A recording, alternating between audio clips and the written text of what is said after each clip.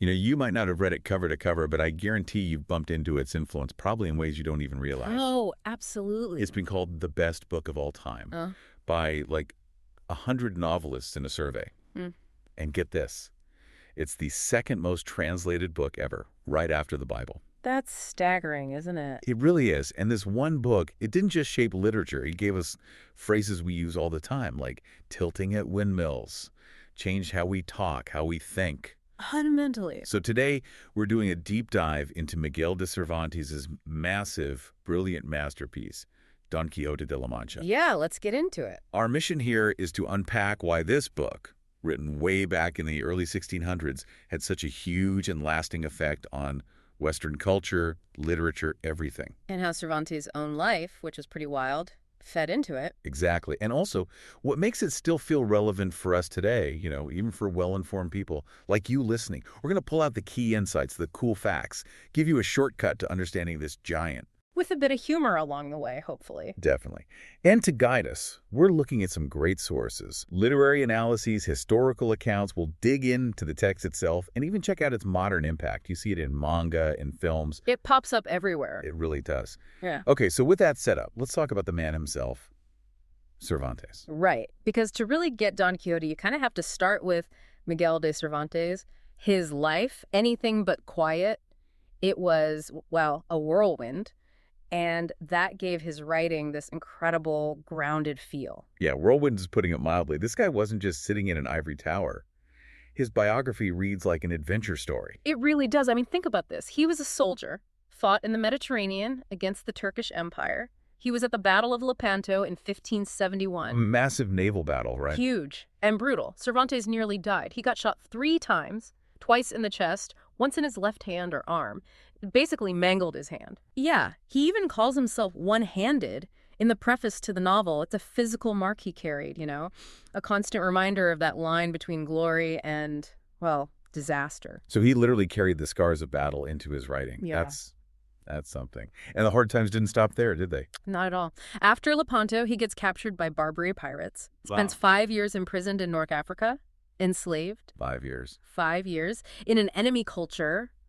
He tried to escape multiple times, apparently, and somehow, amazingly, he made it back to Spain. Incredible resilience. And then his professional life back home, also tough. He worked collecting supplies for the Armada, then as a tax collector, tried to get a government job in the Americas, didn't happen. Sounds like a struggle. It was. He even ended up in jail in Seville in 1597 over some accounting problems with the revenues he collected. A small amount, apparently around 26 pounds, but still, prison. Wow. So you've got battlefield heroics, then captivity, financial woes, jail time. How do you see those specific harsh things, the wounds, the imprisonment, the failures showing up in Don Quixote's story? Well, that's the key question, isn't it? Because that tension, that constant push and pull between lofty ideals and, frankly, harsh, sometimes humiliating reality, that's the absolute core of Don Quixote. He lived it. He totally lived it. His own dreams, being a war hero, working for the crown, maybe being a famous playwright, they kept crashing against reality. So he had this unique perspective, this ability to blend the romantic dreams of chivalry with the messy, painful, sometimes just plain silly facts of life. He understood grand dreams, but also how easily they fall apart. Exactly. He got both sides of that coin. And you mentioned something else, his ambition to be a playwright. That didn't quite pan out either, did it? How did that love for the theater influence the novel? That's a really important point. Yeah, he really wanted to be a successful playwright. Wrote a bunch of plays, but most didn't hit it big in his lifetime. But that theatrical sensibility, it's all over Don Quixote. How so? You see it in the structure, the way scenes are set up, the lively dialogue. It feels very performative. Characters make entrances and exits. They have debates. They almost put on shows for each other. Like dialogue from a play. Very much so. That sense of stagecraft, it definitely shaped the dynamic storytelling. It pulls you in, like you're watching it unfold live. It's amazing to think about Cervantes in that context. Yeah. Historians often put him right up there with guys like Montaigne, who basically invented the essay around 1580. Right. And Shakespeare, who was turning drama on its head from the 1580s into the 1610s. Cervantes as a founder of the modern novel. That's huge. It is a massive shift, because think about what came before Don Quixote. For truly realistic novels in the West, you kind of have to go way back to ancient Rome. Petronius' Satyricon, Apuleius' Golden Ass. And then there was a long gap filled with other kinds of stories. Exactly. You had things like Boccaccio's Decameron, but that's really a collection of shorter tales, novellas. Or Rabelais' Gargantua, brilliant, satirical, funny, but about giants, right? Not aiming for the same kind of everyday realism Cervantes brought. And what really makes Don Quixote stand out is it's not just a series of episodes. It's one unified, massive story, 100 chapters. It builds slowly, focusing on ordinary life, tiny details that matter later. It was completely different, a real departure. And this breakthrough, it wasn't just Cervantes' genius working in isolation, was it? The technology of the time played a role. Oh, absolutely crucial. The printing press, Yeah. invented back in the 15th century, but its impact was really hitting stride, making books mechanically. Changed everything. It did. It moved book production away from just religious texts copied by hand. Books got cheaper, easier to produce, and reached a much wider audience, a secular audience. Creating a market for longer stories, for novels. Exactly. It laid the groundwork. People were ready for something like Don Quixote. So you have the tech, you have Cervantes' life experience, his theatrical sense, and it leads to this move away from pure fantasy and heroism. Instead, Don Quixote gives you these really realistic, sometimes gritty pictures of life. Yeah, the details of households, local corruption, religious stuff, festivals, family arguments. And our sources even mention graphic sex, which must have been pretty bold for the time. Definitely adds to that unvarnished human picture of the world he was painting. So here's the thing that clicks for me. Before Don Quixote, heroes were often like these perfect, untouchable figures, mythological almost. Right, paragons. Cervantes gives us a main character who's deeply flawed, totally human, hilariously deluded. Yeah. But you still kind of root for him. You feel for him, even while you're laughing at him. That's the magic, isn't it? It's not just realism about the world, it's realism about character. Psychological depth, the anti-hero, maybe? Yeah, and a narrative voice that lets you laugh with him and at him at the same time. That balance feels so modern. It really is like the blueprint for so many great novels that came after. It's all about relatable human experience, not just epic fantasy. Precisely. He stretched what a story could be, who a hero could be, and it struck a chord that's still resonating centuries later. Okay, absolutely. So we've got the backstory, Cervantes' crazy life, the historical moment. Let's finally step into that quixotic world itself. Talk about the themes, the characters, and at the heart of it all is that clash, right? Idealism versus reality. That's the engine driving the whole thing. You have Don Quixote. He's an hidalgo, sort of minor nobility, maybe not super wealthy, getting on in years. And he reads too many books. Way too many books, specifically chivalric romances, tales of Knights-Errant, and he gets so obsessed he decides to become one himself. So he dusts off some old armor. Renames his beat-up old horse Rocinante, invents the lady love Dulcinea, and declares himself Don Quixote of La Mancha, ready to roam the world righting wrongs. And then comes maybe the most famous image from the book, the windmills. Ah, yes, the tilting at windmills. He sees these windmills in the plains of La Mancha and convinces himself they're monstrous giants. And charges them. Charges right at them. Gets knocked for 6, of course. And then he blames an evil enchanter he just made up, the sage Friston, for magically turning the giants into windmills just to deny him the victory. It's perfect. It says it all. It really does. And that's where his squire, Sancho Panza, becomes so important. He's the total opposite. Down to earth, pragmatic. The reality check. Exactly. When Quixote sees an inn and insists it's a castle. Sancho's like, boss, it's an inn. Pretty much. Oh. Or when Quixote finds a barber's basin and declares it the legendary magical helmet of Mambrino. Sancho just sees a shaving bowl. Right.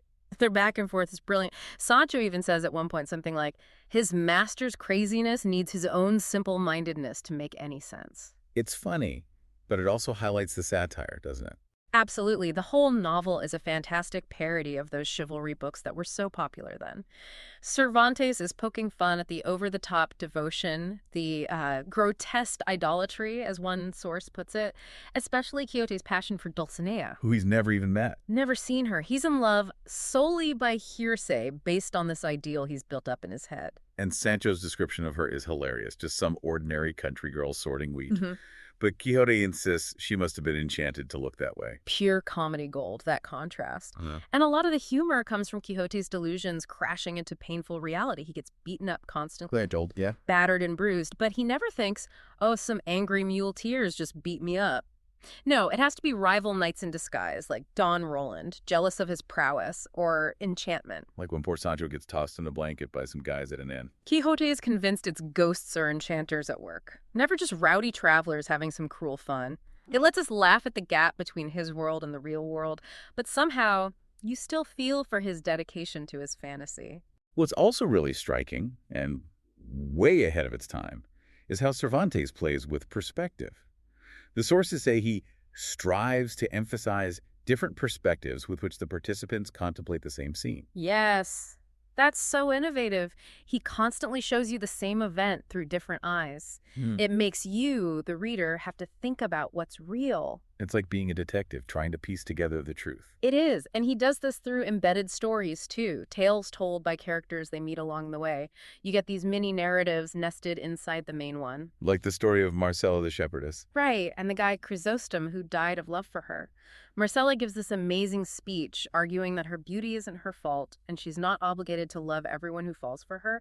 It's a powerful female perspective. Or Cardenio's story about being betrayed in love by his friend Don Fernando. And Dorothea's parallel story, also involving Don Fernando, which leads her to disguise herself as a man for a while.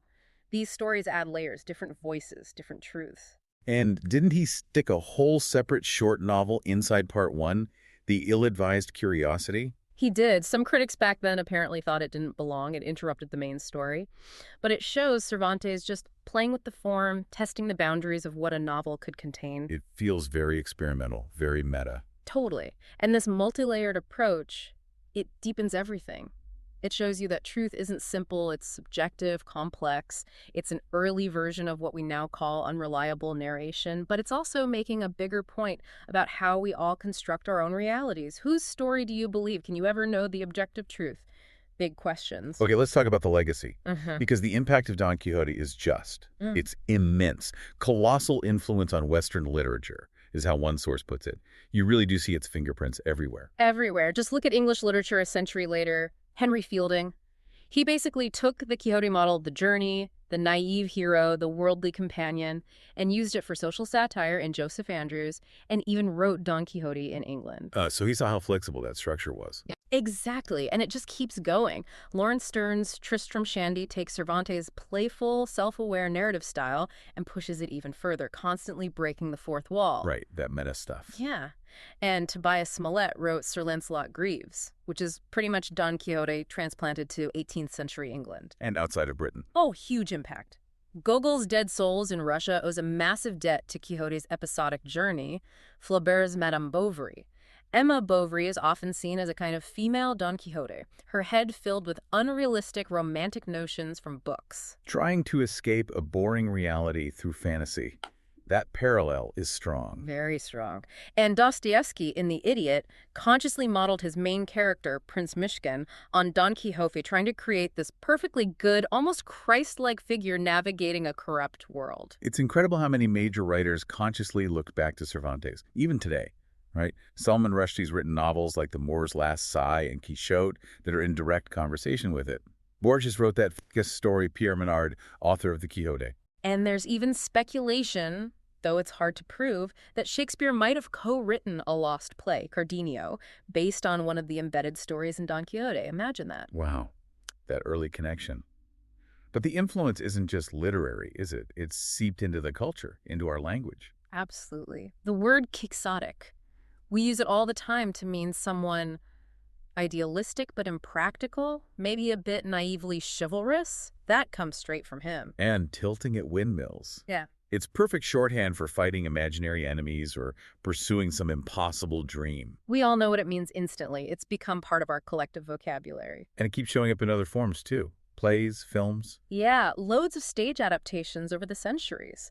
From The Knight of the Burning Pestle back in 1612, which was like the first English imitation, right up to modern productions by the Royal Shakespeare Company. Tennessee Williams even put Quixote and Sancho in his play Camino Real. And the Orson Welles film.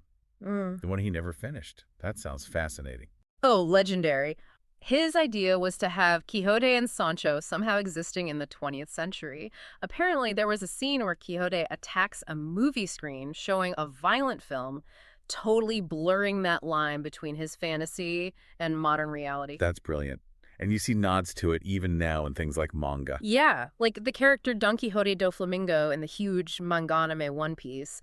Or in science fiction, the spaceship in the Expanse novels and shows called the Rocinante. After Quixote's horse. Exactly. And he even shows up as a character, a servant, in the popular mobile game Fate Grand Order. It just shows the character's enduring power across totally different genres and cultures. It also makes you think about how we interpret the book.